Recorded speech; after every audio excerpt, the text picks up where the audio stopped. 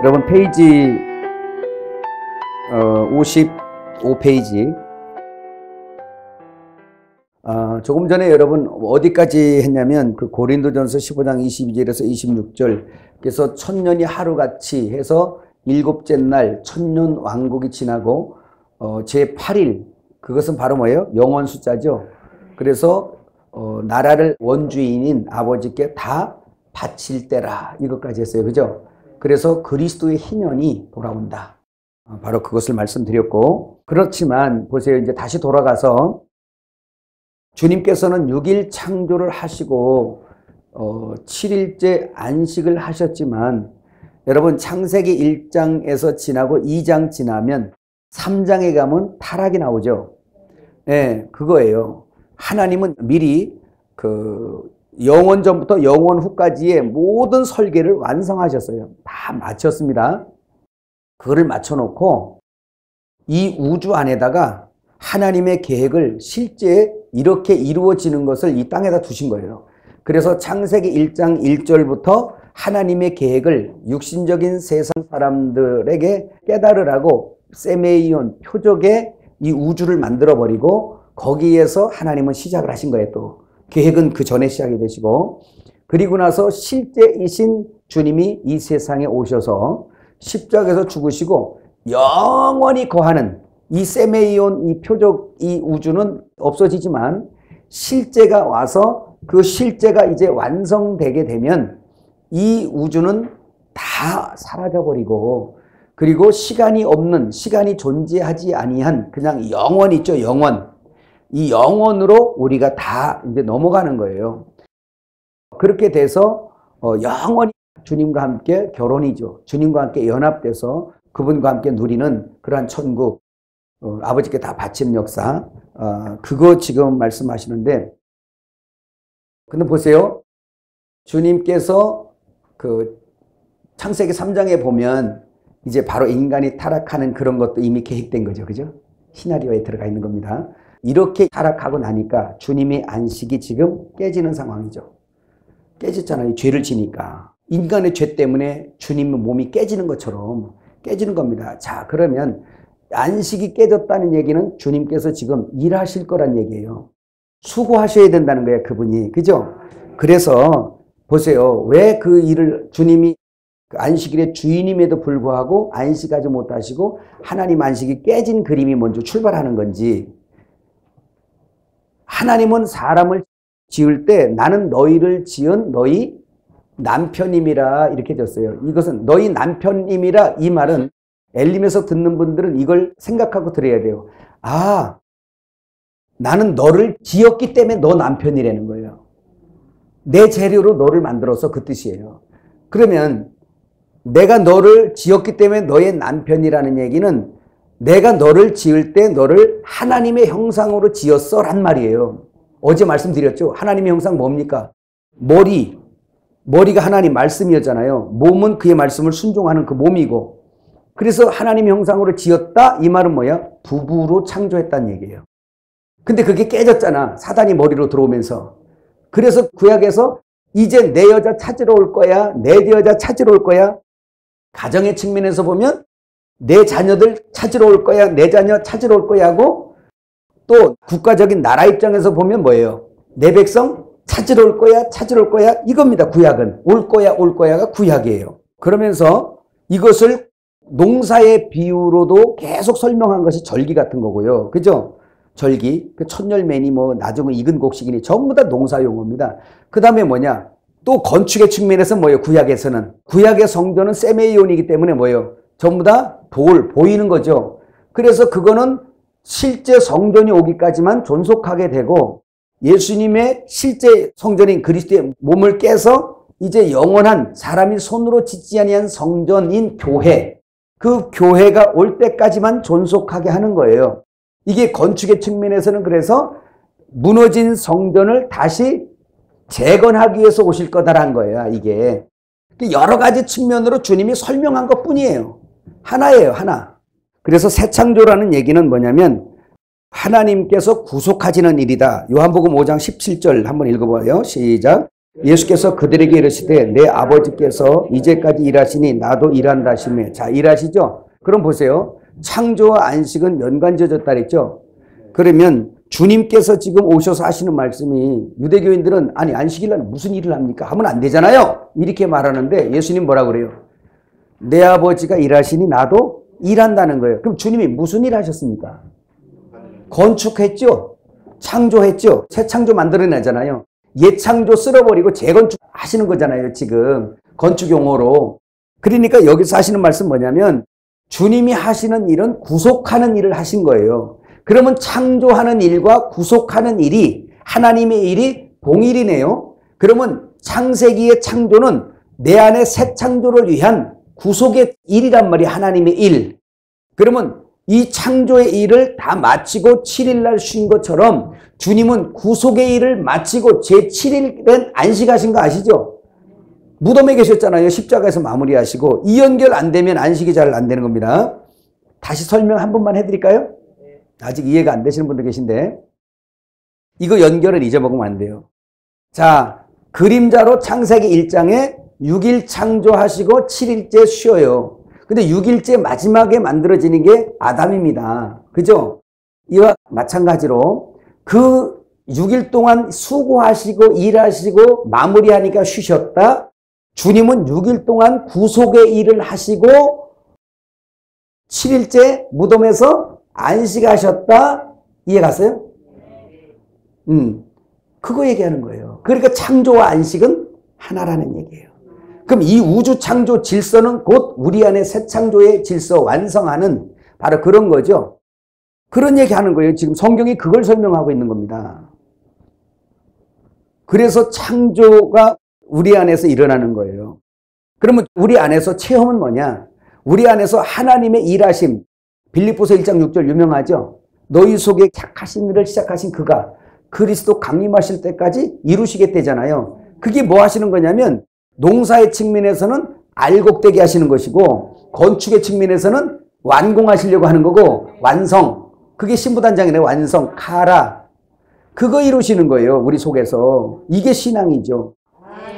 그거 하시는 거예요. 그 다음에 신부단장. 결혼의 측면에서는 뭐예요? 신부 단장하고 계세요. 이 속에서. 우리를 단장해 주세요. 우리 것이 아니에요. 주님 것으로 단장해 주세요. 이렇게. 네. 주님이 주신 빙패물을 가지고 우리가 하는 거거든요. 이 속에 신부가 단장하고 있는 겁니다. 성경은 여러 가지로 이걸 설명하는 거예요. 그래서 하나님은 계속해서 일하신다. 어디서? 지금은 우리 속에서. 근데 우리 속에서 일하시는 건 뭐냐? 십자가에서 완성하신 그분이 들어오셔서 내 이 혼 안에 내 영을 완성하신 것처럼 내 혼을 점점 더욱더 거룩함으로 완성하고 애굽을 처리하고 하나님의 것으로 자꾸 채워가는 거예요. 이걸 성화라 그러고 이거를 단장이라 그러고 자람이라 그래요. 건축되어져 가는 거죠. 그죠? 그래서 구원에 이른다. 완전히 구원받은 거 영구원 became 아주 과거로 끝났어요. 사망에서 생명으로 옮겼느니라. 과거 완료. 무슨 아시죠? 근데 우리의 혼의 구원은 뭐예요? ing죠. 그죠? 계속 이어지고 있어요. 그 다음에 몸 구원, 미래죠. will, 미래입니다.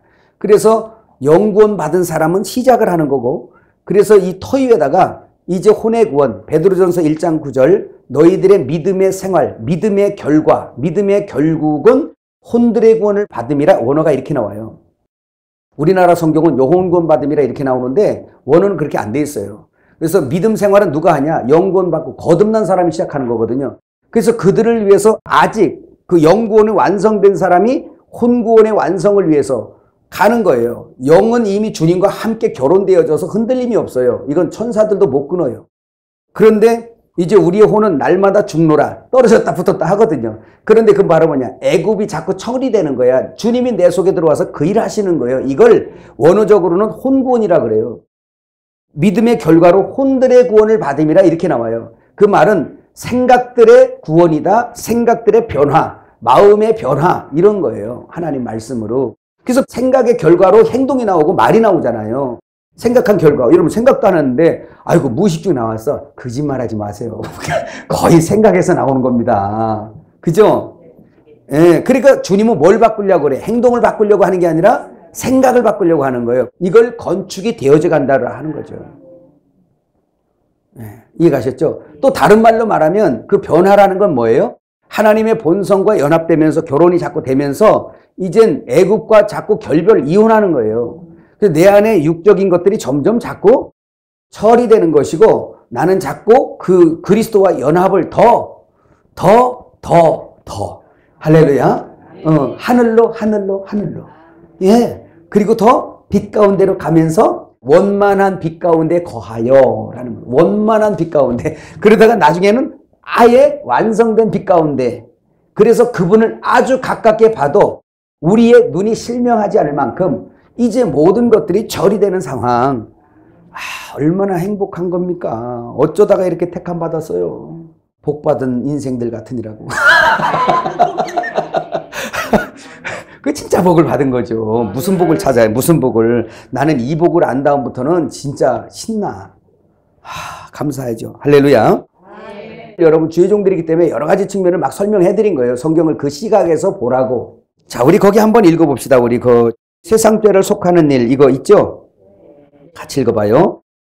세상죄를 속하는 하나님의 일, 사람 안의 첫 창조를 심판하여 없이 하시는 일, 그 저주받은 땅을 새롭게 하시는 일을 마치시고 안식에 들어가신 것입니다.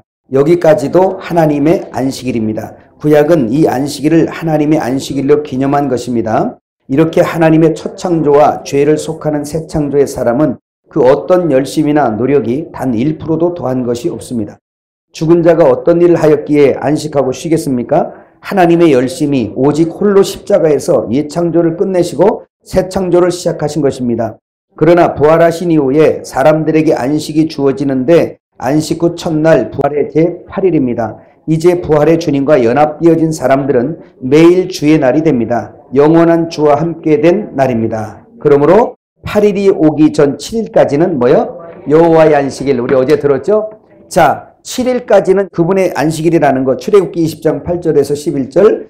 안식일을 기억하여 거룩하게 지키라. 엿새 동안은 힘써 내 모든 일을 행할 것이나 일곱째 날은 내 하나님 여호와의 안식일인즉 너나 내 아들이나 내 딸이나 내 남종이나 내 여종이나 내 가축이나 네 문 안에 머무는 객이라도 아무 일도 하지 말라. 이는 엿새 동안에 나 여호와가 하늘과 땅과 바다와 그 가운데 모든 것을 만들고 일곱째 날에 쉬었습니다. 그러므로 나 여호와가 안식일을 복되게 하여 그날을 거룩하게 하였느니라.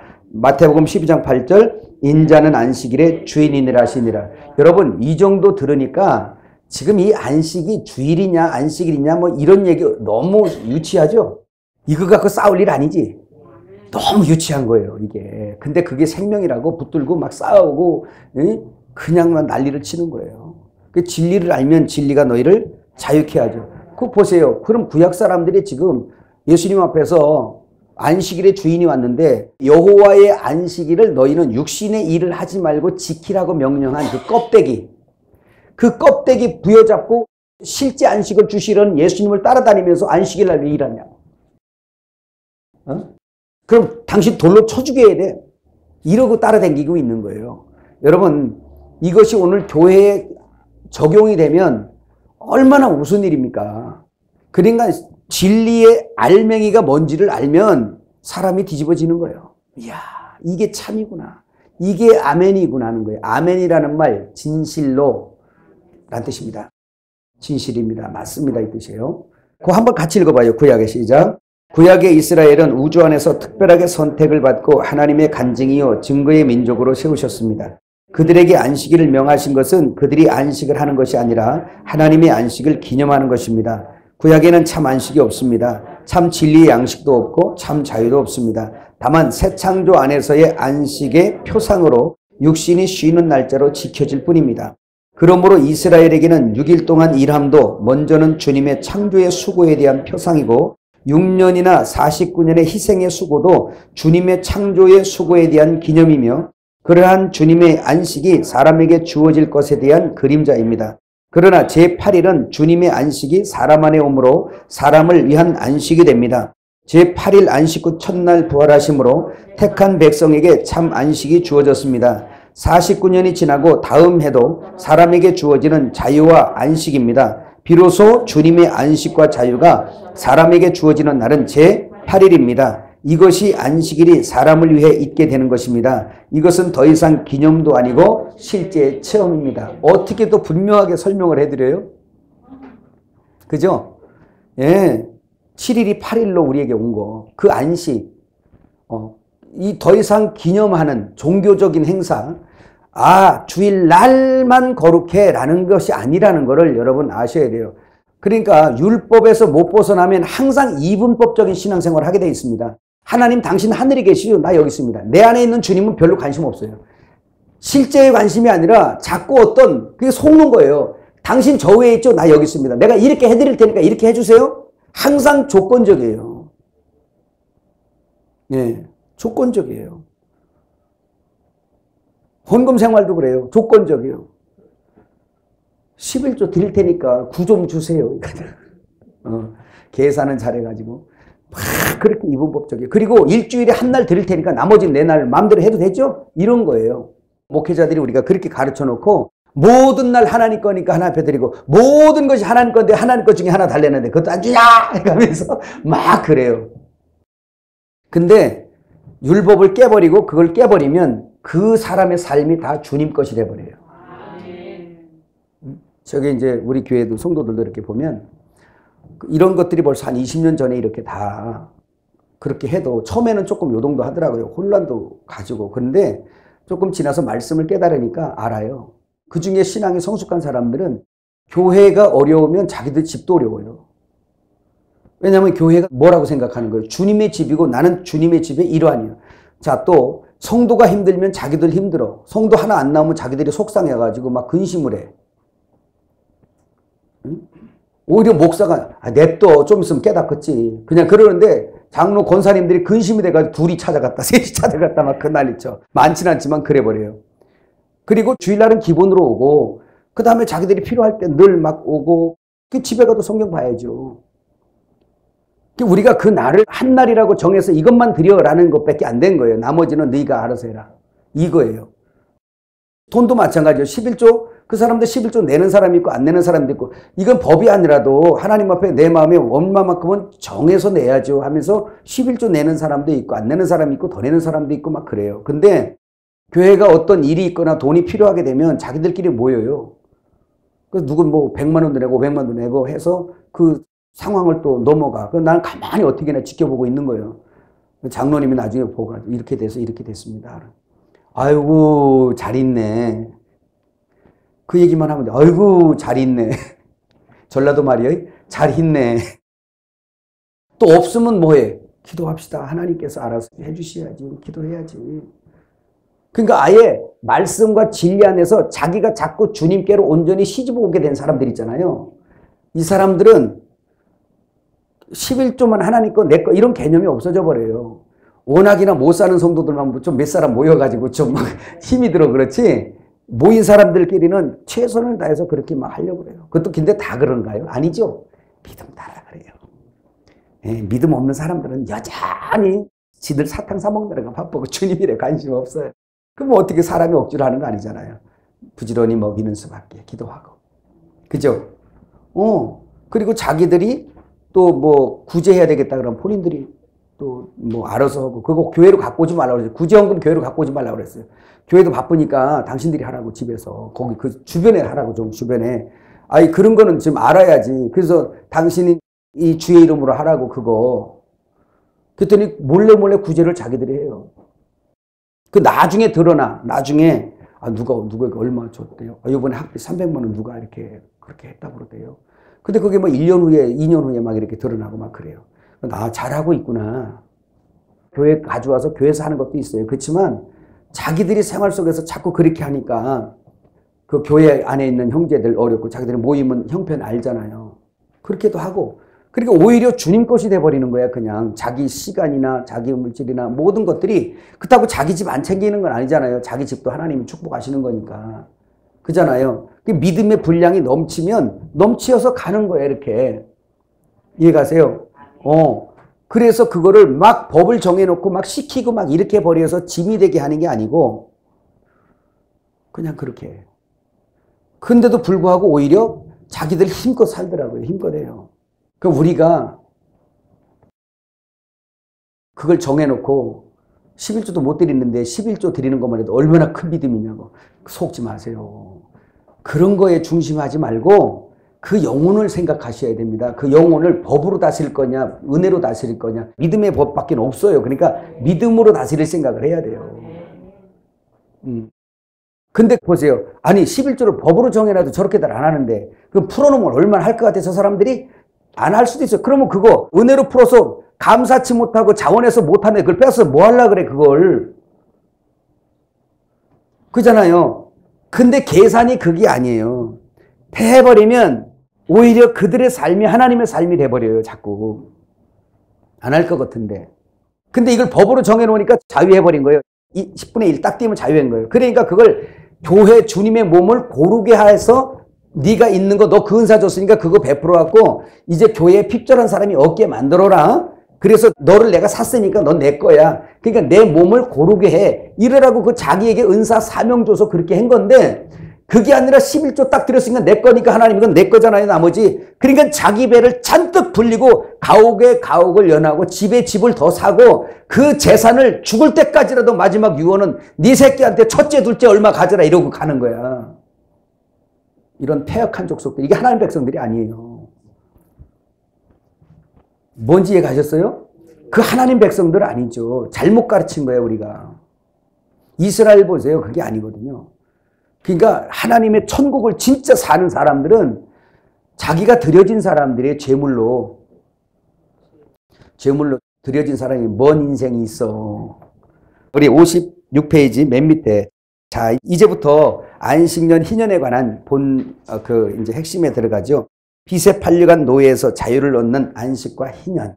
그러니까 지금 이 쉬는 안식은 육신의 것이 아닌 것이 이제 넘어가는 거예요. 자, 성경 한번 읽어볼까요? 여러 군데가 있지만 한 군데만 한번 구약에 예언되고 신약에서 희년이 오는 거를 이사야 61장 1절에서 3절 주 여호와의 영이 내게 내리셨으니 이는 여호와께서 내게 기름을 부으사 가난한 자에게 아름다운 소식을 전하게 하려 하심이라. 나를 보내서 마음이 상한 자를 고치며 포로된 자에게 자유를 갇힌 자에게 노임을 선포하며 여호와의 은혜의 해와 우리 하나님의 보복의 날을 선포하여 모든 슬픈 자를 위로하되 무릇 시온에서 슬퍼하는 자에게 화관을 주어 그 죄를 대신하며 기쁨의 기름으로 그 슬픔을 대신하며 찬송의 옷으로 그 근심을 대신하시고 그들의 의의 나무 곧 여호와께서 심으신 그 영광을 나타낼 자라 일컬음을 받게 하려 하심이라 라고 이렇게 예언을 했습니다.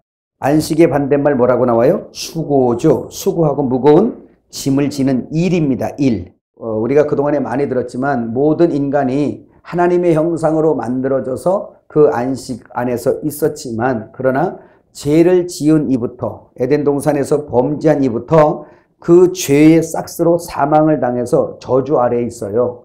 그래서 그 죄로 말미암아 얻은 그 사망과 그 수고로 짐을 지고 있는 것이죠. 이것은 바로 말하면 율법에 의하여 마귀의 미혹을 통해서 그 죄를 지음으로 그 죄를 지은 값으로 노예로 팔려가 버린 거예요. 구약에 보면 그러잖아요. 너 이 빚 갚아라. 못 갚아? 없어? 그럼 네 자식이라도 빨리 팔아라. 그거예요.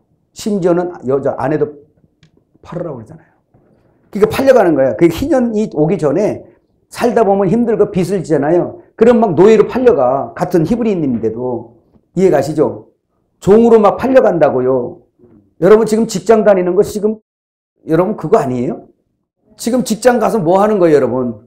그 집에 가서 일하고 그 대가 받는 거잖아요. 마치 그런 것처럼 뭐 이런 정도는 아니죠. 구약의 이런 것들은 아예 그 체주에게 그냥 끌려가는 거예요. 그래서 자기 집의 종이 또 저쪽 집의 종으로 팔려가기도 하고 심지어는 자식도 막 팔려간단 말이에요. 이런 거예요. 여러분 1만 달란트 비유의 사건 나오죠? 네, 그거 나오잖아요. 1만 달란트를 탕감해 줬어요. 빚진 자에게. 탕감해 줬더니 지는 나가서 100데나리온 지한테 빚진 자를 목을 잡고 갚으라. 막 아내까지도 뭐 네 식구들 새끼까지 다 팔아 바치라. 뭐 이런 식으로 막 갖다 흔드는 거예요. 그랬더니 그거를 이제 알고 그 1만 달란트 탕감한 주인에게 고하니까 다시 불러들여서 내가 탕감한 거 도로 내놔. 예. 막 그 난리를 치는 거. 그 1만 달란트 비우잖아요. 우리는 1만 달란트를 탕감받은 경험이 있는 사람들입니다. 그럼 보세요. 이때 이제 그렇게 팔려가게 되면 희년 때는 전부 다 돌려주게 돼 있어요. 돌려주게. 또 안식년에도 마찬가지고 돌려줍니다.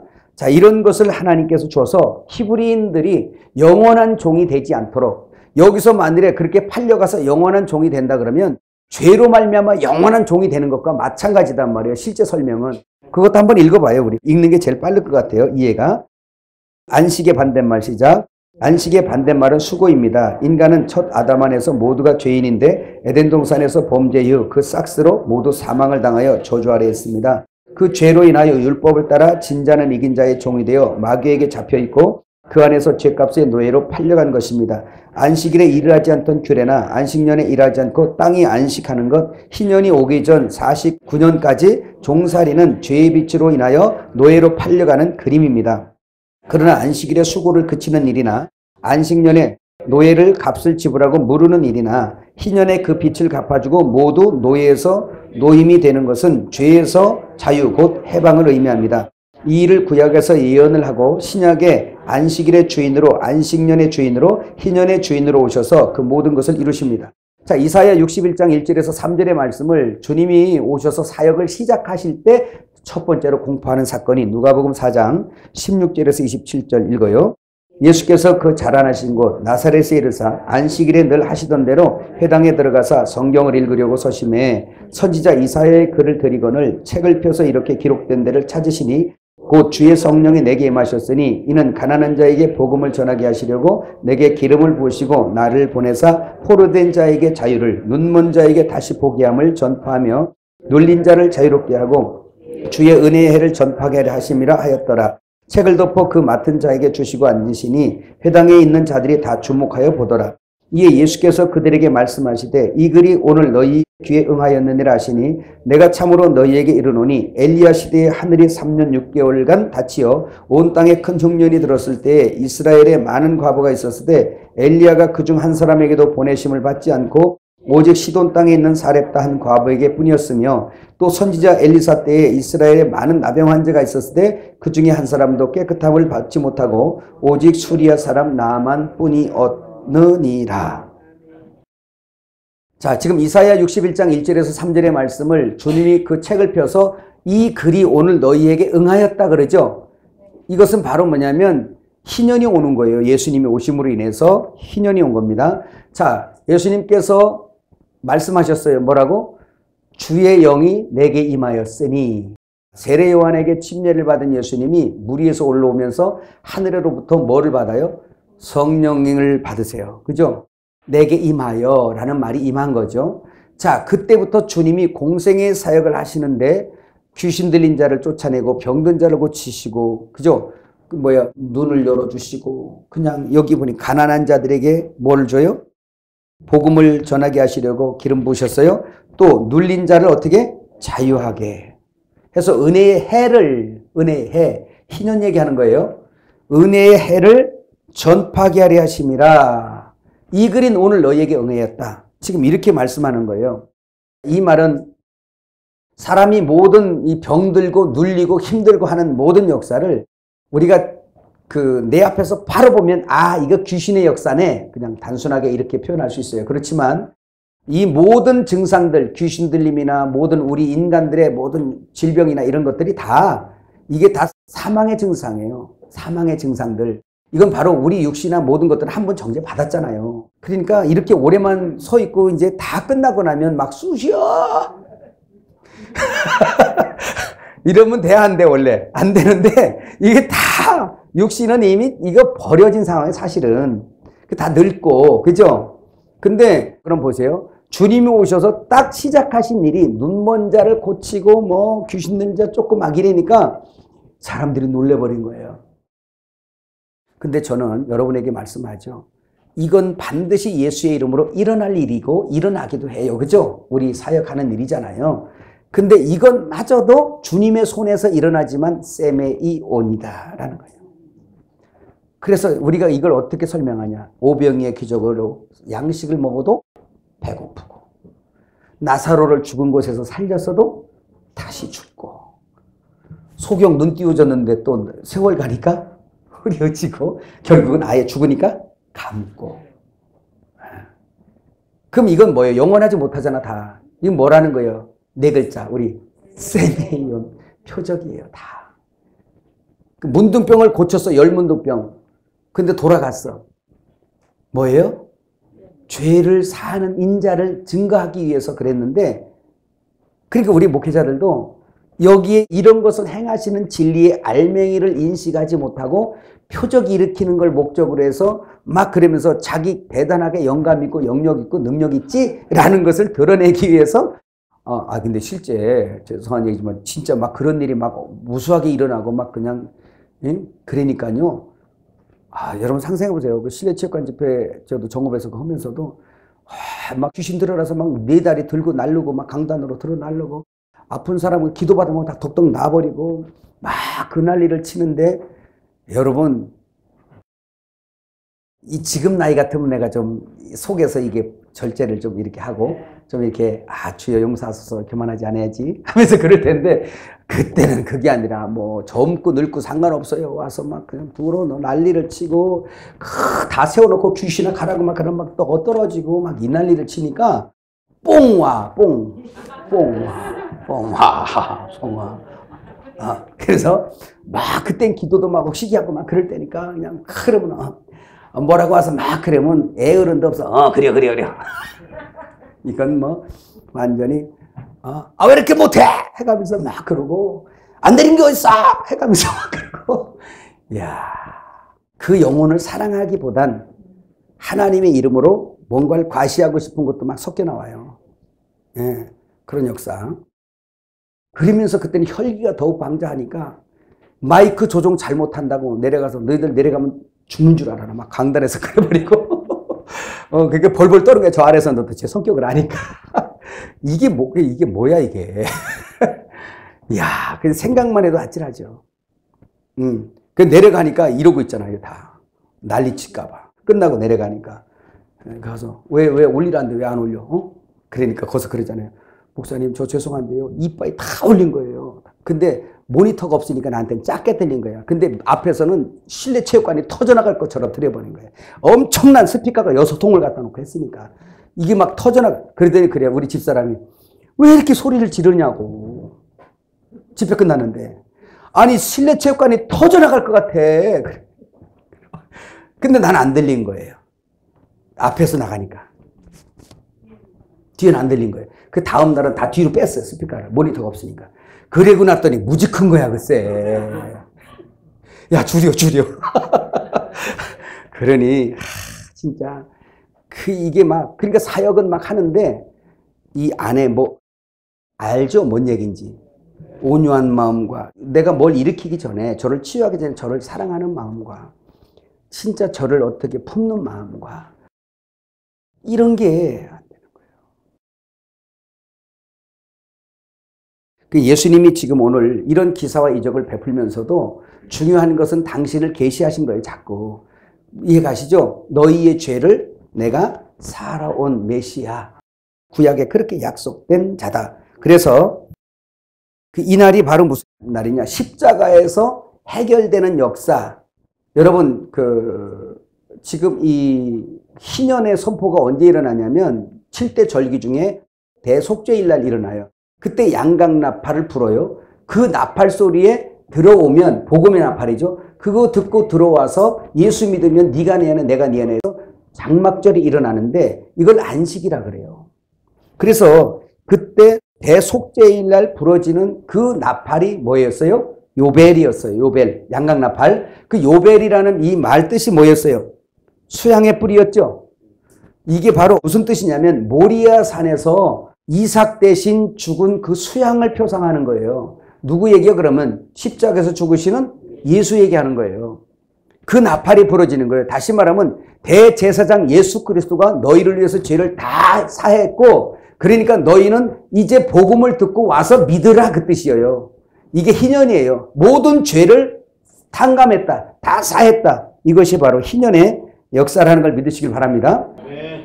근데 이 말씀을 하고 뒤에 따라오는 말씀, 이 유대인들이 막 들고 난리를 하니까 여기서 나온 말씀이 이제 사르밧 과부하고 누구? 수리아 문둥이 수리아, 나만. 그래서 설명한 겁니다. 이거에 대해서는 여러분 설명 많이 했죠? 이해가 안 되시는가 보다. 저랑 간단하게만 해드릴게요. 지금 주님이 희년을 가지고 오신 거잖아요. 그죠? 그런데 이거에 대해서 이해를 잘 못하는 거예요, 사람들이. 그러니까 주님이 설명한 것이 엘리야 시대에 3년 6개월 동안 다치어 온 땅에 큰 흉년이 들었을 때 이스라엘에 많은 과부가 있었을 때 이 말은 자 여기에서 이스라엘 백성들이 다 과부예요. 이해하시죠? 케라, 헬라어로 케라, 과부예요. 이것은 신랑이 없는 거예요. 그런 와중에 엘리야는 누구 표상이냐면 주님 표상이에요. 예수님 표상입니다. 그러면 원래 이스라엘을 사랑하셨고 이스라엘에게 구원 주시려고 한 거잖아요. 약속이. 그러면 그 엘리야가 이스라엘에 가서 그 많은 과부들에게 그들에게 가루와 기름을 부어줘야 되는 거거든. 굶지 않게 양식을 줘야 돼요. 그죠?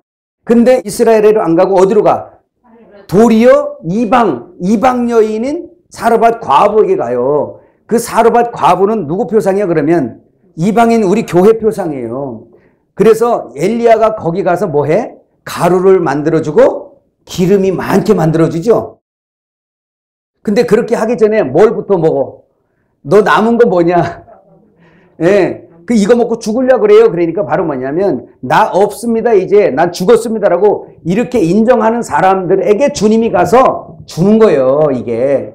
근데 보세요. 이스라엘에 3년 반 동안 가뭄이 내렸죠. 자, 그러면 엘리야로 표상되어진 실제 예수님이 세상에 오셨어요. 예수님의 공생애 몇 년? 3년 반. 그 3년 반 동안 하늘에 지금 그 양식이 비가 원래 그때 안 왔겠어요? 왔죠? 근데 지금 이 말씀 뭐예요? 무슨 표상이에요? 3년 반 동안 지금 은혜의 비와 이런 것들이 비가 와야 이제 가루도 나고 뭐가 나니까. 그러니까 3년 반 동안 은혜의 비가 내리는데도 불구하고 이스라엘 백성들이 지금 다 뭐예요? 그들에게는 안 내리고 있는 거예요, 지금.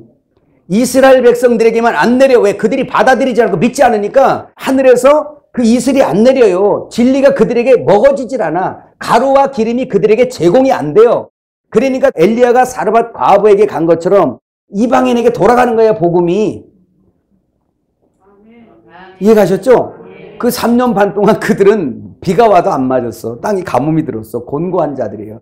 그래서 그 가루와 기름은 뭘 예표해요? 가루는 진리의 양식. 빵재료잖아요. 빵재료. 만나. 그리고 기름은 뭐예요? 성령이잖아요. 이스라엘에게 먼저 주어져야 될 것이 뭐예요? 이방인에게 주어진 겁니다. 그 다음에 또 그 엘리야 다음에 엘리사 시대 나오잖아요. 엘리사 시대에 이스라엘의 문둥이가 많았지만 그 얘기는 뭐냐? 이스라엘 전부 다 너희는 문둥이다. 그때는 뭐예요? 죄인이다. 이거예요. 다 죄인이다. 그런데 이스라엘의 문둥이에게 하나도 보냄받지 않냐고 엘리사에게 누가 와? 수리아 지역이 이방 지역이잖아요. 지금 그 윗동네에. 거기에 있는 나만 장군이 와서 엘리사에게 뭐예요? 고침을 받아요. 문둥병. 문둥병은 뭐를 예표하고? 죄를 상징했잖아요. 그죠?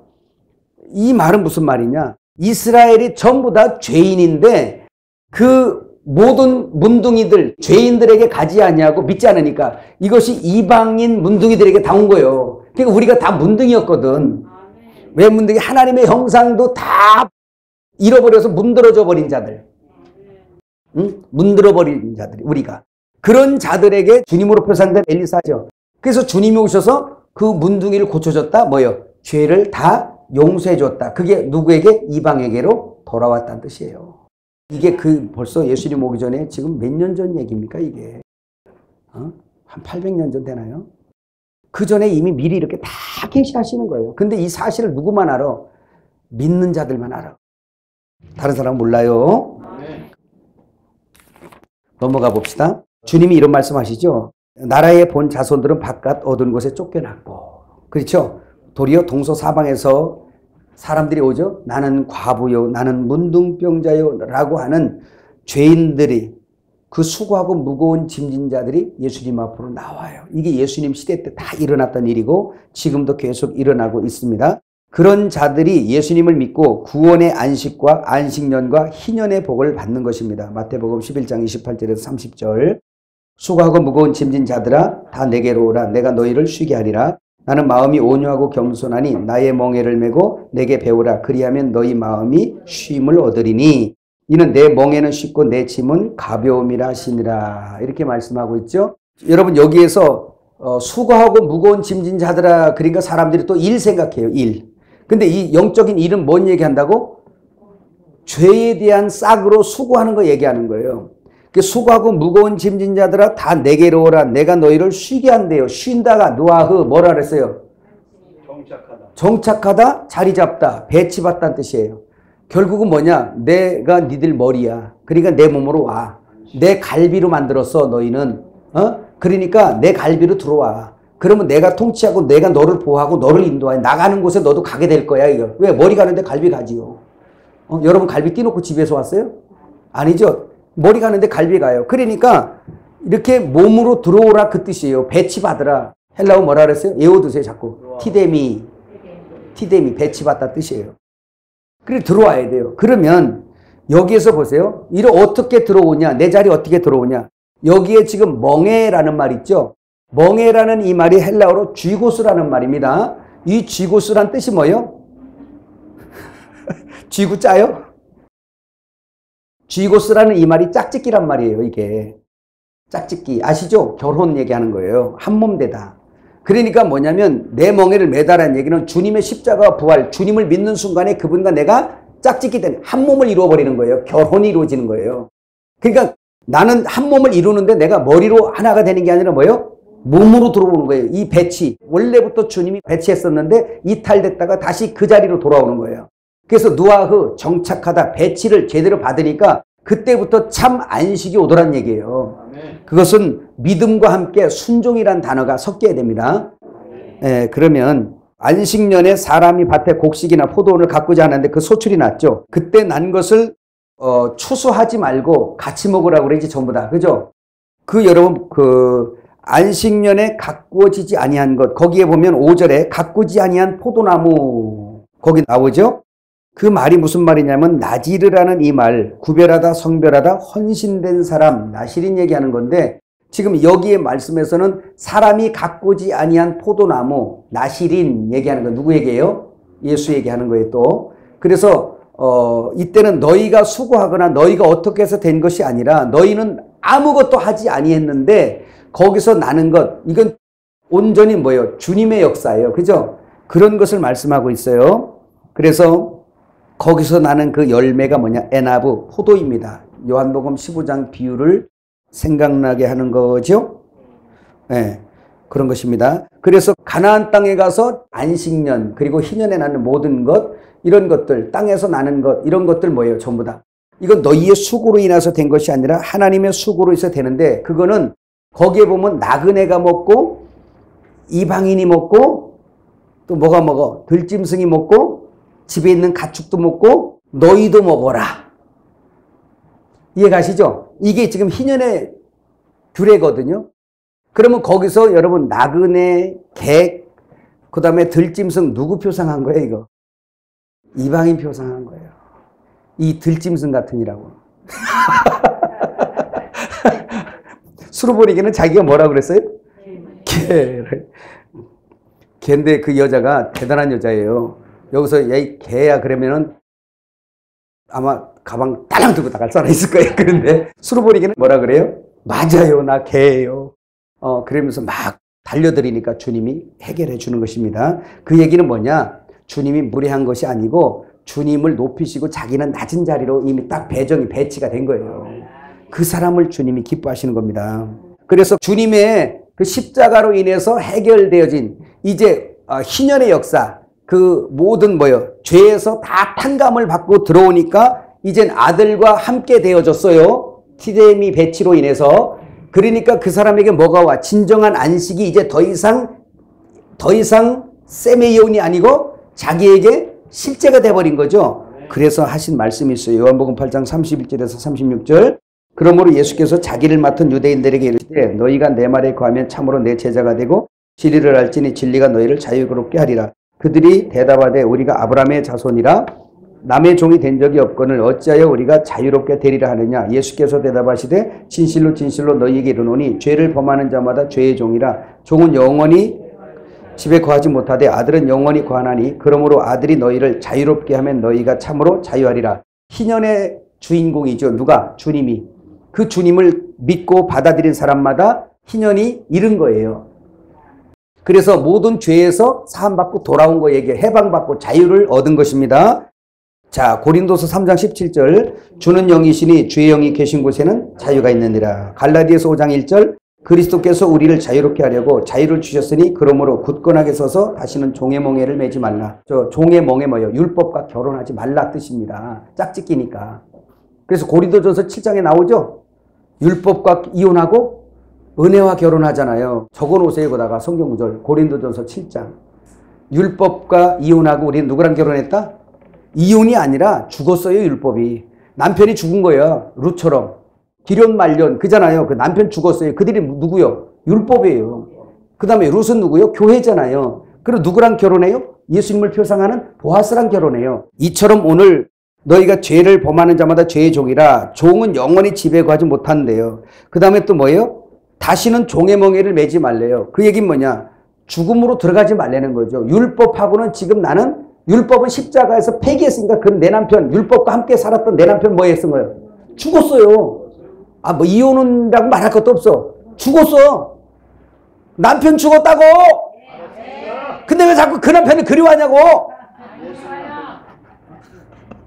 그 율법인 남편하고 살면 맨날 고달픈 거야. 그냥 죄만 생각나고 나 같은 것이 뭘 한다 그래. 내가 목사야 뭐야 하면서 막 자기를 학대해. 그 남편이 잠깐 귀신으로 방문한 거예요. 그러면 그 남편은 뭐예요? 따라가! 그래야 돼요. 할렐루야. 그리고 나 살려라고 도망와야 돼. 어디로? 은혜의 신랑으로. 그게 바로 희년이야. 희년 안에 있는 거예요. 이미 그리스도가 희년을 가져와서 이미 다 해방됐는데 왜 자꾸 옛날 남편 생각하냔 말이야. 이 바람둥이 같아나고. 가나안 땅에 가서 땅을 안식하래요. 성도의 마음 밭이죠. 그죠? 그거 말씀하고 우리 또 넘어갑시다. 시간이 가니까. 자, 그런데 우리가 뭐를 또 알아야 되냐면 땅과 모든 피조물이 썩음의 종로에서 자유를 기다린다. 자, 희년 안에는 땅도 자유함을 얻고 이 피조 만물도 안식하는 역사예요. 자, 그럼 왜 그렇게 되는가 한번 봅시다. 레위기 25장 2절 시작. 이스라엘 자손에게 말하여 이르라. 너희는 내가 너희에게 주는 땅에 들어간 후에 그 땅으로 여호와 앞에 안식하게 하라. 모든 땅이 하나님의 소유, 모든 세계가 하나님의 소유인 거 믿죠?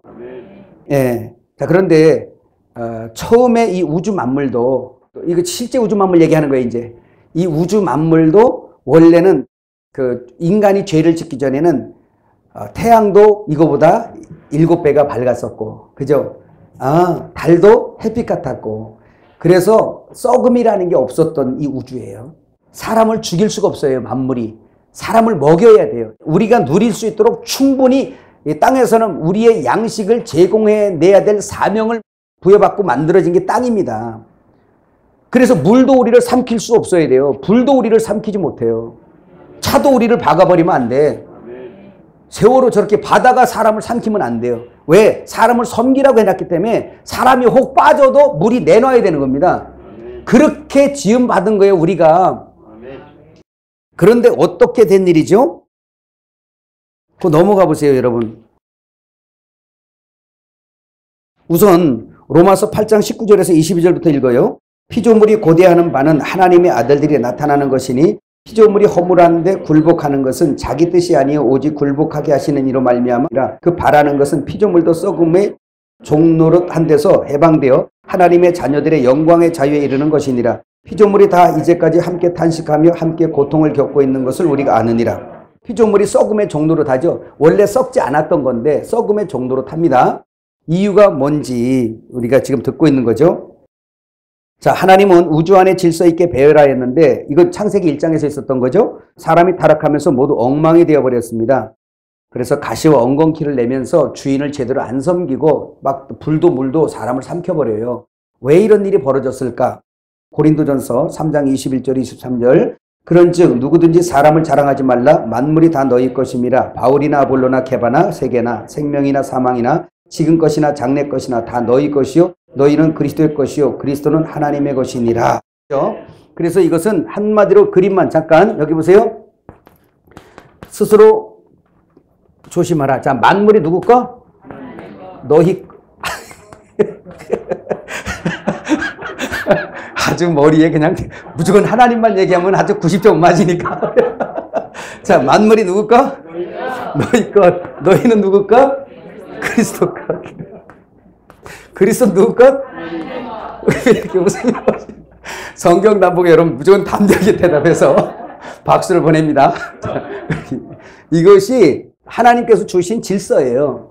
우주 안의 질서예요. 이해가시죠? 그러면 여러분 사복음서를 보세요. 하나님의 아들이 오셔서 누구?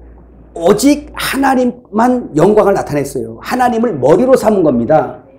하나님 입장에서는 그리스도가 몸이에요. 몸. 왜 그러냐? 예수님 오셔서 그러죠. 어찌하여 아버지를 내게 보이라 하느냐. 나를 본 자는 아버지를 본 거야. 그래서 내가 하는 것은 내가 하는 것이 아니라 내 안에 아버지가 계셔서 이 일을 하는 거야. 그 나를 본 자는 아버지를 본 거야. 라고 이렇게 말씀하세요. 공식이. 그래서 나는 아버지의 명령을 영생으로 알아. 그래서 나는 그분이 시키는 대로 해. 본 대로 해. 해서 모든 걸 자기가 영광 취하지 않냐고 아버지께서 하신다 그러고 아버지께 모든 영광을 돌렸어요. 예수님이. 그러니까 예수님 아래는 모든 것이 다 뭐예요? 순종하고 복종하고 예수님이 만물의 주인이고 왕이신 거예요. 우리 말은 안 들어도 그래도 저 예수님이 가서 말씀하시면 다 들어. 귀신들 마귀들도 다 순종하고 복종할 수밖에 없고 물도 나를 삼키지 말으니까 물 위로 걸어가시고 그죠? 만물이 다 예수님을 왕으로 섬기고 하는데 이 만물이 사람을 안 섬겨. 왜 그럴까요? 왜 그래요? 이 사람이 마귀의 미혹을 받아서 머리이신 그리스도를 섬기질 않는 거예요. 그러니까 만물이 쿠데타를 일으키는 거야. 이게 이 쿠데타의 이 대명사 이놈이 여기로 끼어들어가지고 함께 돼가지고 이놈이 머리가 돼가지고 대적을 하고 있는 거예요. 그러니까 이 사탄아 그러잖아요. 니에비가 마귀다. 막 이런 식으로. 그 아버지 말 듣고 살다 보니까 뭐야 완전히 하나님하고 원수돼 버렸던 거예요. 이렇게 사니까 만물이 섬길 리가 있어요? 그런데 보세요. 그리스도가 머리로 되고 그러면 이걸 어떻게 아버지가 예수님 안에서 하신 것 같이 우리가 주님을 믿어서 주님이 내 안에 들어오셔서 나의 머리로 계시면 그분이 왕, 믿음으로 순종하는 거죠. 그러면 그분의 몸이 되죠. 우리는 그분과 연합되죠. 그럴 때 그리스도가 우리와 함께하고 있기 때문에 만물이 우리를 섬기는 거예요. 이렇게 되니까 내가 육신이 영원히 안 죽겠네. 그게 아니라 육신은 제한됐고 이미 이것은 심판받아버린 거예요. 이해가시죠? 그러니까 아무리 의인도 육신은 한번 벗어야 돼요. 그런데 뭐예요? 우리는 죄의 종이 되지 않냐고 만물의 종이 아니라 우리의 위치로 이제 티데미 원래부터 배치한 대로 내가 들어가야 만물이 불도 너를 태우지 못하고 사르지 못하고 물도 너를 삼키지 못한다라는 그래서 이 말은 뭐예요? 영적으로 어떤 저주나 어떤 것도 너를 해하지 못하고 너를 영원히 인도하고 지키고 이끌고 간다는 거예요. 그래서 네가 왕이다 이제 왕 같은 제사장 이렇게 나가는 거예요. 이해가시죠? 이 자리로 우리가 회복해 들어가는 거 있을 곳에 있는 누아흐 비로소 이 자리에 내가 정착해야 돼요. 배치받아서 흩어졌다 돌아갔던데 돌아와야 탕자가 집 나갔다가 돌아와 제자리로 돌아와야 거기에 누림이 있고 혼인잔치 일어나고 천국이 일어나는 걸 믿으시길 바랍니다. 그런 얘기를 하고 있는 것이죠. 그래서 우리 영적인 것도 회복되지만 이 우주도 한번 회복된다. 이사야 30장 26절 그 맨 밑에 읽어보세요. 시작. 여호와께서 자기 백성의 상처를 싸매시며 그들의 맞은 자리를 고치시는 날에는 달빛은 햇빛 같겠고 햇빛은 7배가 되어 7날의 빛과 같으리라. 이거 영적으로 우리 안에도 이루어지지만 실제 이 우주도 한번 이루어진다 라고 이해하셔야 됩니다. 그래서 만물이 고대하는 게 뭐예요? 우리가 회복되게 하는 거예요. 제발 하나님의 형상 좀 빨리 회복하세요. 하나님의 형상이 깨져버리니까 만물도 우리를 안 섬기잖아요. 그러니까 우리 밑에 있는 게 한꺼번에 버려지는 거예요. 썩음으로. 근데 우리가 회복되면 만물은 따라서 회복되는 거예요. 따라 타락한 것이 따라 회복되는 거예요. 이게 하나님께서 세워놓은 질서입니다. 그거를 아시면 되겠고 자 우리 마지막으로 이제 안식과 희년 안에 있는 성도의 생활을 봅니다. 자 이제 우리가 희년 안에 있기 때문에 이제는 우리가 우리 것이 아닌 것을 이제 들어갑니다. 고린도전서 6장 20절 값으로 산 것이 되었으니 그런즉 너희 몸으로 하나님께 영광을 돌리라. 영혼까지 다 우리를 구속하신 주님이 우리 몸까지 뭐예요? 다 구속하신 거예요. 이해하시죠? 그렇다는 얘기는 이 썩을 몸까지 이제 뭘로? 쓰시다가 뭘로? 영원히 썩지 않은 몸으로 당신이 알아서 다 준비하시고 예비하시고 만들어 가신다는 얘기입니다. 자, 그 다음에 또 여기서 뭐가 있냐면 육신의 이스라엘을 한번 또 봐야 돼요. 그 에스겔 39장 25절부터 28절에 보면 거기 뭐가 있냐면 주님께서 이스라엘 백성들 지금 찢어냈죠. 그들이 먼저 되어서 그들에게 언약의 그 약속인 주님을 그들에게 보냈어요. 근데 그들이 받아들이질 않았어요. 그러니까 그 예수님을 받아들이지 아니한 그 결과로 2000년 전에 디아스포라가 돼버렸어요. 심판받아서 전 세계로 흩어져서 언약 밖으로 쫓겨난 겁니다. 그리고 나중되었던 이방인들이 이제 들어와 버린 거예요. 그 사르밧 과부와 또 누구지? 수리아 나만 장군처럼 우리가 들어와 버린 거예요. 그 자리에. 그런데 때가 이르매 주님께서 이들에게도 희년의 역사를 주시죠. 무슨 얘기예요? 성경 하나만 읽어봅시다. 우리 에스겔서 39장. 물론 이것도 영적인 얘기로 설명을 할 수도 있어요. 먼저는 영적인 설명이지만 그러나 이스라엘을 버린다 안 버린다? 절대 안 버리죠. 주님은 먼저 된 자와 나중된 자 차이예요. 39장 25절에서 28절 한번 읽어봐요. 그러므로 주 여호와께서 이같이 말씀하셨느니라. 내가 이제 내 거룩한 이름을 위하여 열심을 내어 야곱의 사로잡힌 자들을 돌아오게 하며 이스라엘 온 족속에게 사랑을 베풀지라. 그들이 그 땅에 평안히 거주하고 두렵게 할 자가 없게 될 때에 부끄러움을 품고 내게 범한 죄를 뉘우치리니 내가 그들을 만민 중에서 돌아오게 하고 적국 중에서 모아내어 많은 민족이 보는 데에서 그들로 말미암아 나의 거룩함을 나타낼 때라. 전에는 내가 그들이 사로잡혀 여러 나라에 이르게 하였거니와 후에는 내가 그들을 모아 고국 땅으로 돌아오게 하고 그 한 사람도 이방에 남기지 아니하리니 그들이 내가 여호와 자기들의 하나님인 줄을 알리라. 여러분 이거 영적으로 우리에게만 해당되는 말인가요? 아니죠. 이건 이스라엘에 관한 예언이 돼요. 그래서 지금은 전 세계에 흩어져 있지만 이 딴 구절도 쭉 보면 거기서 노라 한대요. 노라. 이제는 내가 값을 치렀다. 그러니까 돌아오는 거예요. 이스라엘이 지금 돌아오고 있죠. 계속 돌아오고 있어요. 고국으로. 이게 바로 뭐냐? 희년의 역사예요. 이스라엘의 희년의 역사. 원주인에게 돌리는 거예요. 다. 이해가셨습니까? 자, 또 영적으로 우리에게 희년이 이루어진 구절 로마서 6장 15절에서 23절 읽어요. 그런즉 어찌하리요? 우리가 법 아래에 있지 아니하고 은혜 아래에 있으니 죄를 지으리요? 그럴 수 없느니라. 너희 자신을 종으로 내주어 누구에게 순종하든지 그 순종함을 받는 자의 종이 되는 줄을 너희가 알지 못하느냐? 혹은 죄의 종으로 사망에 이르고 혹은 순종의 종으로 의에 이르느니라. 하나님께 감사리로다. 너희가 본래 죄의 종이더니 너희에게 전하여 준 바 교훈의 본을 마음으로 순종하여 죄로부터 해방되어 의에게 종이 되었느니라. 너희 육신이 연약함으로 내가 사람의 예대로 말하노니 전에 너희가 너희 지체를 부정과 불법에 내주어 불법에 이른 것 같이 이제는 너희 지체를 의에게 종으로 내주어 거룩함에 이르라. 너희가 죄의 종이 되었을 때에는 의에 대하여 자유로웠느니라. 너희가 그때 무슨 열매를 얻었느냐? 이제는 너희가 그 일을 부끄러워하나니 이는 그 마지막이 사망임이라. 그러나 이제는 너희가 죄로부터 뭐 되고? 해방되고 하나님께 종이 되어 거룩함에 이르는 열매를 맺었으니 그 마지막은 영생이라. 죄 싹슨 사망이요 하나님의 은사는 그리스도 예수 우리 주 안에 있는 영생이니라. 로마서 8장 2절 이는 그리스도 예수 안에 있는 생명의 성령의 법이 죄와 사망의 법에서 너를 해방하였습니다. 여러분 생명의 성령의 법의 이 주체가 누구예요? 십자가에서 죽으시고 부활하신 그 영이잖아요. 예수의 영, 아들의 영. 그가 내 속에 오니까 해방이 돼버리는 거예요. 그냥 해방, 자유, 희년의 선포. 이제는 원주인에게 우리가 누구의 소유였어 원래? 주님의 소유죠? 자, 넘어가 보세요. 이젠 죄와 우리가 상관이 없는 자가 돼버렸어요. 따라합시다. 죄와 상관없는 하나님의 소유, 하나님의 나라, 하나님의 제사장, 하나님의 신부. 엄청난 거 아니에요? 이게 희년이에요. 로마서 14장 6절에서 9절. 자, 희년에 이제 된 사람들, 여러분 이거 그냥 듣지 마세요. 신부는 자기 소유권이 없어야 돼요. 소유권. 내 생명도 내 것이 아니야. 나는 이제 누가 샀어. 바로 뭐냐면 주님이 빙패물 주고 우리를 사왔어. 사가버렸어. 그래서 주님의 소유요. 한번 읽어봅시다. 로마서 14장 6절에서 9절. 나를 중히 여기는 자도 주를 위하여 중히 여기고 먹는 자도 주를 위하여 먹으니 이는 하나님께 감사하며 먹지 않는 자도 주를 위하여 먹지 아니하며 하나님께 감사하느니라. 우리 중에 누구든지 자기를 위하여 사는 자가 없고 자기를 위하여 죽는 자도 없도다. 우리가 살아도 주를 위하여 살고 죽어도 주를 위하여 죽나니 그러므로 사나 죽으나 우리가 주의 것이로다.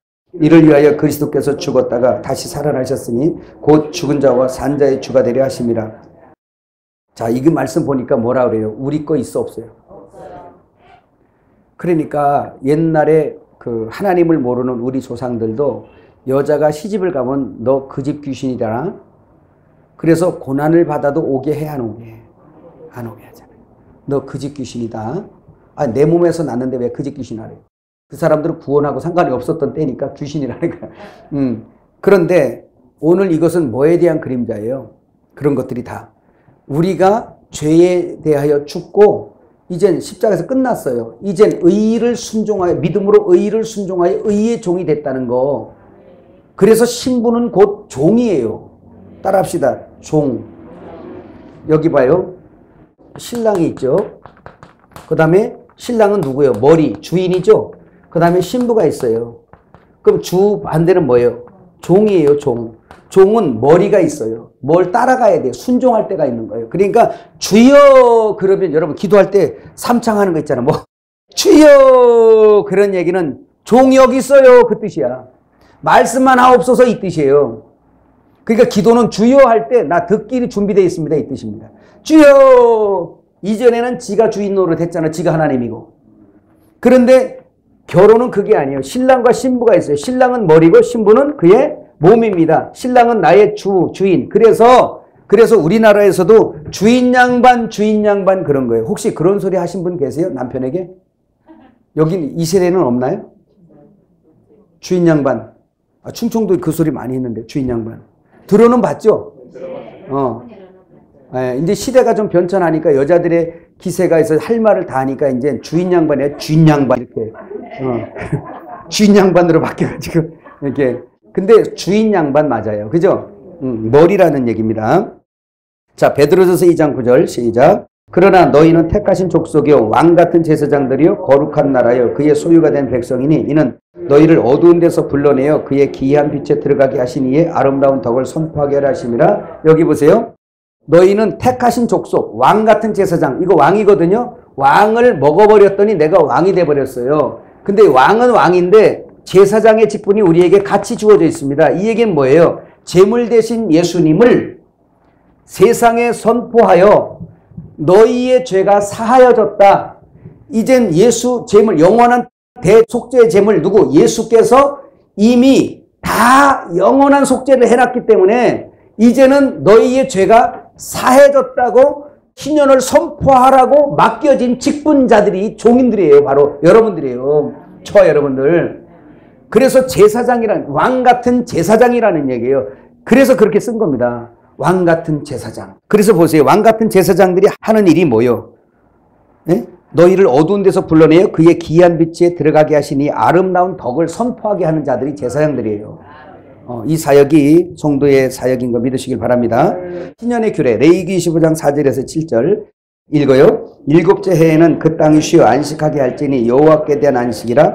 너는 그 밭에 파종하거나 포도를 가꾸지 말며 네가 거둔 후에 자라난 것을 거두지 말고 가꾸지 아니한 포도나무가 맺은 열매를 거두지 말라. 이는 땅의 안식년임이라. 안식년의 소출은 너희가 먹을 것이니 너와 네 남종과 네 여종과 네 품꾼과 너와 함께 거류하는 자들과 네 가축과 네 땅에 있는 들짐승들이 다 그 소출을 먹을 것을 삼으라.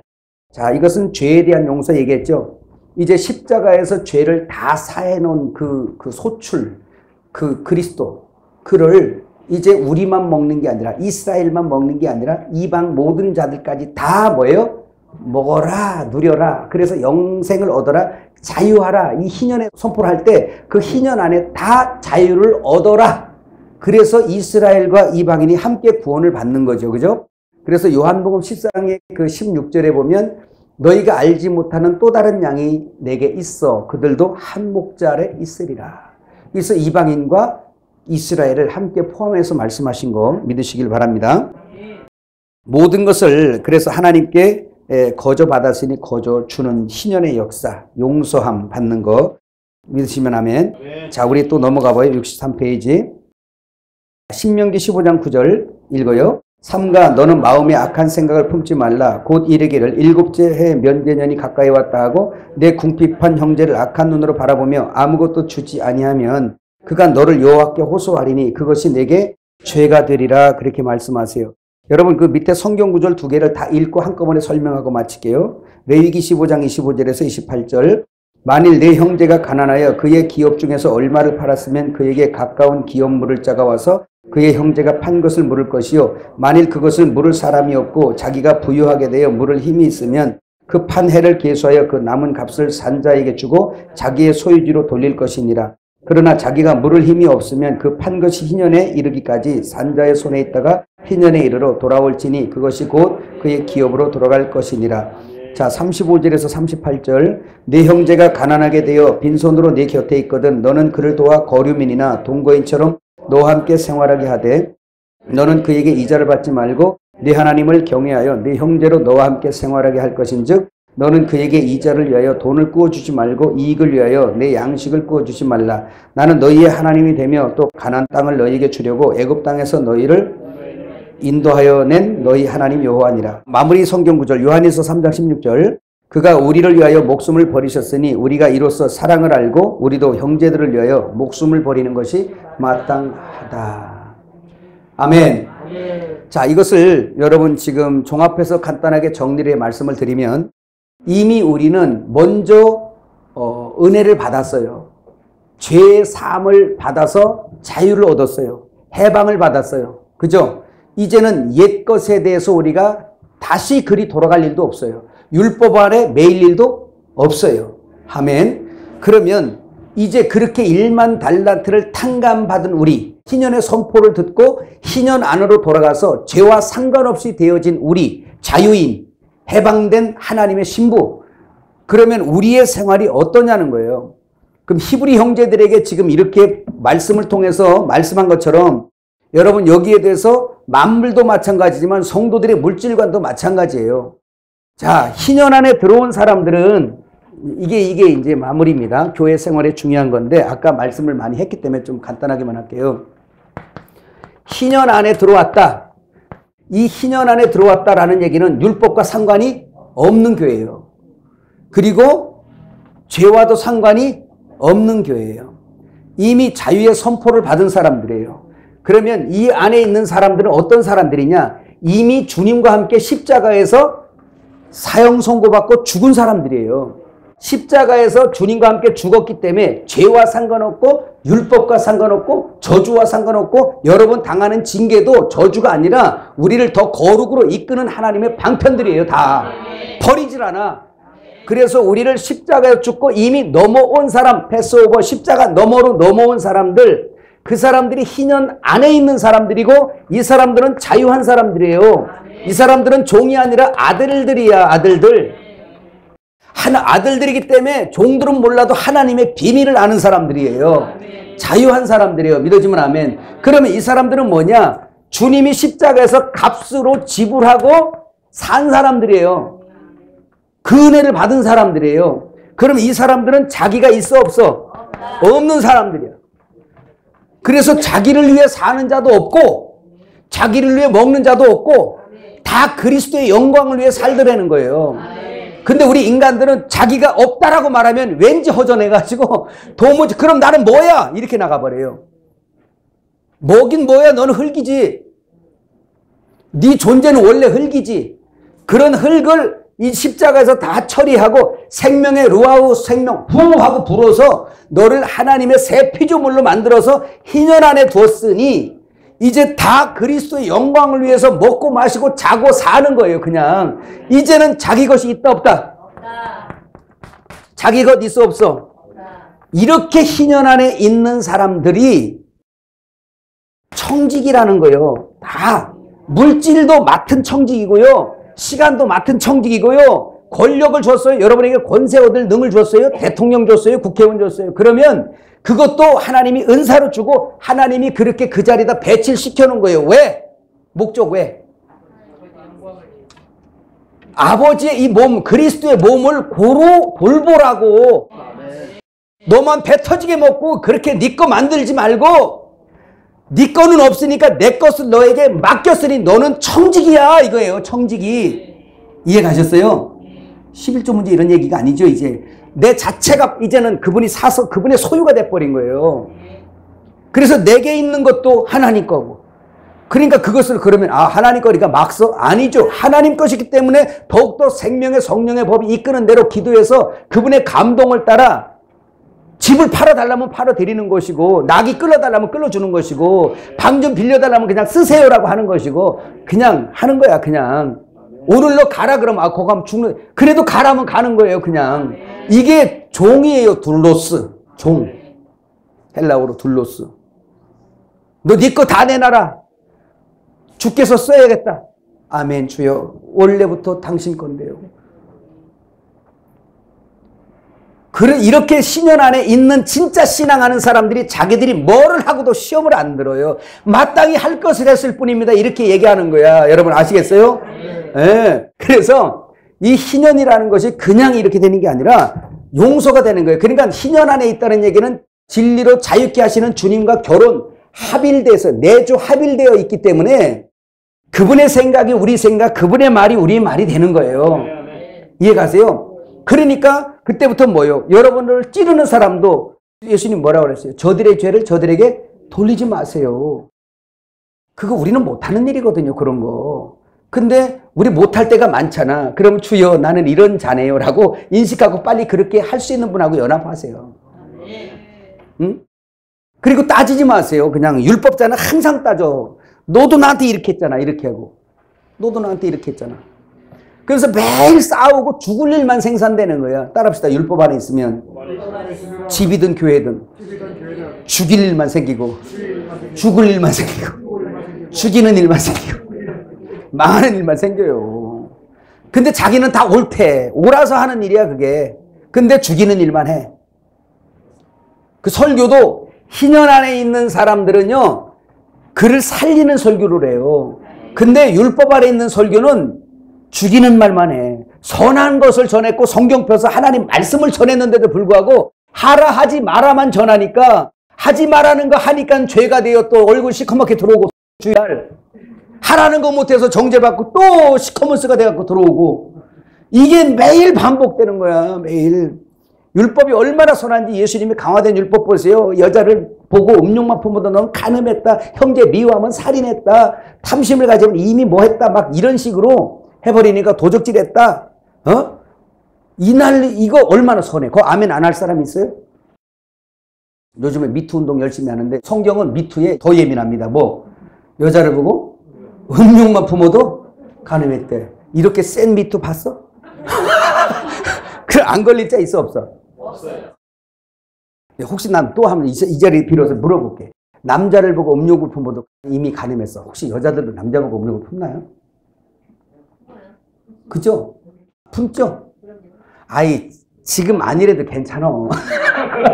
옛날에 품을 때 있었어요 없었어요? 있죠? 다 죽일 돌로 쳐 맞아야 돼. 이 오늘 미투 한 거야 지금. 너도 나도 다 하겠잖아 지금. 했어 안 했어 물어보니까 다 했대잖아. 다 미투에 걸린 거야 지금. 이게 지금 하늘나라 미투에 걸린 거예요. 그러면 뭐예요? 이미 그렇게 했대요. 그럼 뭐예요? 죄의 싹은 사망이에요. 돌 맞고 죽어야 될 사람들. 요즘 왜 이렇게 미투가 걸려가지고 이런 말이 나오나 모르겠네 여기서. 근데 희년 안에서는 뭐예요? 다 용서하는 거예요. 자유하게. 요한복음 8장 나오죠? 가늠한 여인 율법자들이 돌 집어넣고 이제 명령만 떨어지면 죽이려고 데려와요. 근데 예수님 뭐라고 그랬어요? 그들 다 돌려보내고 여인에게 하는 말 뭐예요? 나도 너를 정죄하지 않으니까 너는 다시 죄를 범치 마라. 그 여인이 혹시 또 미혹받아서 다음에 죄를 또 짓고 왔어. 주님 어떻게 할 것 같아요? 진실로 주님 나 또 저질렀어요. 나 왜 이런데요? 그러고 왔어. 그러면 예수님 어떻게 했을 것 같아요? 왜? 그때 용서 안 하면 사마리아 여인이 다 따질 거거든요. 7번에 70번 얘기는 거짓말이었습니까? 왜? 인간이 어떤데 그냥 안 넘어가지. 자, 여기 보세요. 여기서 말은 무슨 말이냐면 희년안의 삶은 할 얘기가 진짜 많아요. 이건 교회 생활의 직접적인 얘기예요. 그러니까 희년안의 삶으로 이끌어져야 그리스도의 장성한 분량으로 가는 건데 자기 소유가 없어요. 11조 개념도 없어요. 자기 인생 자체가 주님 거예요. 그냥. 그래서 그리스도의 몸에 어떠한 일이 생기면 아니 이보세요. 집 팔아야 되는 거, 땅 팔아야 되는 거 그거 크다고 생각하지 마세요. 뭐라고 그래요? 오늘 마지막 끝에. 형제를 위해서 죽는 것이 마땅하대. 내 생명까지 다 주는 것도 마땅한데 뭐 집 하나 팔아바쳤다고 그렇게 생색내고 평생 자랑을 해. 이게 희년의 삶이에요. 근데 이게 법이 아니고 뭐요? 희년의 기쁨과 자유와 해방된 사람의 그 누림이 커서 그 은혜를 생각할 때마다 기가 막힌 거예요. 그냥 하나님 내 인생을 쓰세요. 다. 난 없습니다. 주님 쓰세요. 그냥 다 가져가세요. 나를 죽는 대로 끌고 가든 어떻게 하든 쓰세요. 당신의 것인걸요. 이렇게 고백이 나가는 거예요. 여러분. 그러니까 진정한 희년 안에 들어오면 뭐 법이니 11조니 무슨 뭐 주일이 안식일이 지키니 안 지키니 이런 말이 의미가 있어 없어? 없는 거예요. 복음을 너무도 모르는 거예요. 64페이지 함께 읽어요. 시작. 세상은 자기 유익을 위해 모든 욕심을 내어 살아갑니다. 심하게는 남을 속이고 빼앗고 죽이면서까지 자기의 어떠한 것들을 챙깁니다. 이것이 그들의 평생 삶의 방식입니다. 간혹 자신의 소유를 털어서 이웃을 돕고 기부도 합니다. 그러나 사실은 물질을 주어 자기의 의를 챙기고 자랑을 챙겨갑니다. 그러나 주님을 믿고 희년 안에 있는 그리스도인들은 그 삶의 희년의 열매로 교회 안에 궁핍한 형제를 돕고 약한 자를 도우며 사랑하는 열매로 세상과 구별이 되어 있어야 합니다. 그렇게 하시는 주님이 속에 연합되어 있기에 그렇게 할 수 있는 것입니다. 주님과 같이 자신을 잃어버리고 우리를 얻으면 됩니다. 이것이 몸에 관한 비밀인데 몸의 어느 부분이 상하면 온몸이 아프고 상한 것입니다. 이와 같이 형제의 아픔과 가난과 상함이 곧 나의 아픔과 가난과 상함이 되고 형제의 어떠함이 곧 나의 어떠함입니다. 주께로부터 받은 것 중에 남보다 나은 것이 있으면 그 은사를 사용하여 하나님께 영광을 돌리고 받은 사람은 주의 사랑과 그의 이름으로 받으니 하나님께 영광이 되어 교회는 오직 하나님의 영광과 감사와 찬송만이 있는 것입니다. 우리가 육신 안에 있지 아니하고 영 안에 있으면 사랑을 따라 그러한 열매를 맺는 성도가 될 것입니다. 이것이 희년의 삶입니다.